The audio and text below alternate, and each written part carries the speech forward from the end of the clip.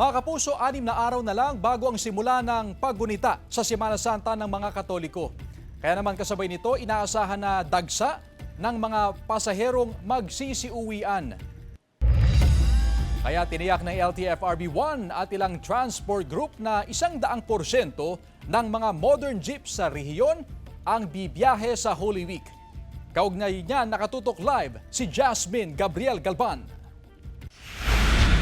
Jasmine? Chris, sa mga oras nga na ito ay normal pang sitwasyon sa mga bus terminal sa lungsod ng Dagupan, pero sa April 15 inaasahan na yung dagsa ng mga pasaherong uuwi sa iba't ibang mga probinsya. Tiniyak ng Alliance of Modernized Transport Cooperatives and Corporations na 100% ng mga modern jeep sa Region 1 ang babiyahe sa Semana Santa. Sa Pangasinan, mahigit sa 100 modern jeep ang araw-araw na babiyahe para matiyak na mapunan ng pangangailangan sa public transport sa holiday. Hindi kami nagpapawas ng unit even holidays like ito, Holy Week. We are being monitored by LTFRB through our GPS system. Kasi lahat po ng mga modernized na GPS system, they have an access to know whether bumiyahe ka o hindi.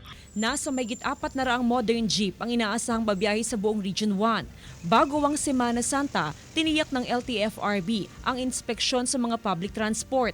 Panawagan din sa mga tsoper na maging maingat sa pagmamaneho para makaiwas sa aksidente. Ensure natin na fina-follow natin yung blue baguettes, di ba?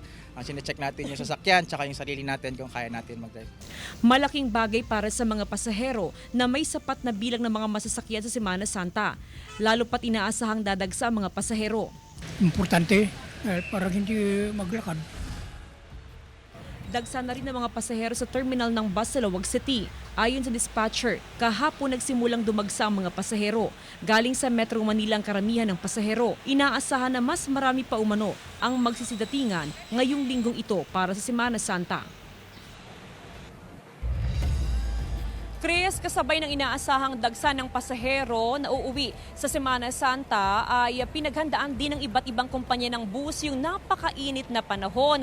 Lalo pat noong nakaraang mga araw ay umabot ng 46 degrees Celsius yung heat index. And actually, Chris, ngayong araw ay naitala naman ng 52 degrees Celsius na heat index. Pinakamataas yan na heat index na nai-record sa lungsod ng Dagupan ngayong taon. Kaya naman, Chris, sa iba't ibang mga bus terminal ay mayroong mga tent at mayroong mga malalaking electric fan dito sa may waiting area ng mga pasahero para matiyak yung safety at matiyak din na comfortable yung mga pasaherong uuwi sa iba't ibang mga probinsya.